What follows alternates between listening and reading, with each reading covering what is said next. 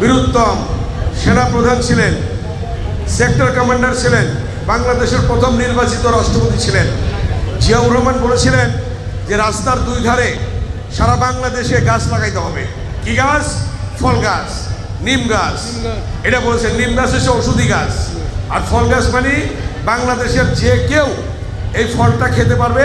সারা বাংলাদেশের রাস্তাঘাটে যদি রাস্তার দুই ধারে গাছ লাগিয়ে দেয়, ফল গাছ লাগিয়ে দেয়, এটা জিয়াউর রহমান বলেছেন।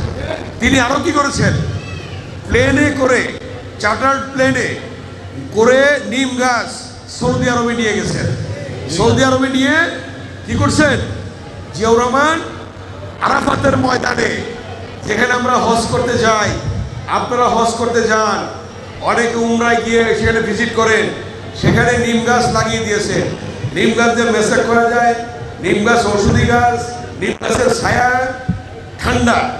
অতএব প্রত্যেকের বাড়িতে নিম গাছ লাগাবেন। জিয়াউর রহমান প্লেনে করে ওই সৌদি বাদশার আমন্ত্রণে সেখানে নিম গাছ নিয়ে গিয়েছিলেন, আরাফাতের ময়দানে নিম গাছ লাগিয়ে দিয়েছিলেন। ওইখানে সৌদি আরবে কি বলে আরাফাতের ময়দানে নিম গাছকে জানেন? কি বলে? জিয়া গাছ। জিয়া গাছ বলে। তোমরা বড় হয়ে দেখবে, যখন যাবে বা অনেকে গিয়েছো হজে বা উমরায়, বা তোমরা যাবে গিয়ে দেখবে জিয়া গাছ। অতএব জিয়াউর রহমান এটা শুরু করেছিলেন। তারপর বেগম খালেদা জিয়া জিয়াউর রহমান যে স্বপ্ন বাস্তবায়িত করেছিলেন, সেই স্বপ্নকে বাস্তবায়ন করার জন্য সেই কাজটি করেছিলেন। অতএব তোমরা এভাবে গাছ, এই গাছগুলো দেবে। আজকে স্কুলের পক্ষ থেকে চাইছে এই গাছগুলি বাড়িতে গিয়ে লাগাবে। ঠিক আছে? বাড়িতে লাগাবে গাছগুলা, আরো যেখানে যেখানে পাবে সেখানে গাছ লাগাবে। অতএব গাছ বৃক্ষরোপণ পরিবেশের ভারসাম্যতা রক্ষা করে। অতএব এই গাছ লাগাইতে হবে, পরিবেশ রক্ষা করে, সুন্দরভাবে বাঁচার অধিকার দেয় এই গাছ। অতএব গাছকে কখনো কাটবে না। যদি কোনো গাছ কাটতেই হয় তাহলে একটি গাছের পরিবর্তে দুইটা গাছ লাগাবে, একটি গাছের পরিবর্তে দুইটা গাছ লাগাবে, তারপরে আরেকটি গাছ কাটবে। এটা খেয়াল রাখতে হবে। আমি বক্তব্য দীর্ঘায়িত করব না। আমাদের দুর্গা পূজা শুরু হয়ে গেছে, তাই না? হিন্দু ভাই বোনদের সবচেয়ে বড় উৎসব শারদীয় দুর্গা উৎসব। সেই দুর্গা পূজায় আমাদের বিএনপি অঙ্গ সমিতি সংগঠনের পক্ষ থেকে 3 শিফটে আমরা পাহারা রেখেছি।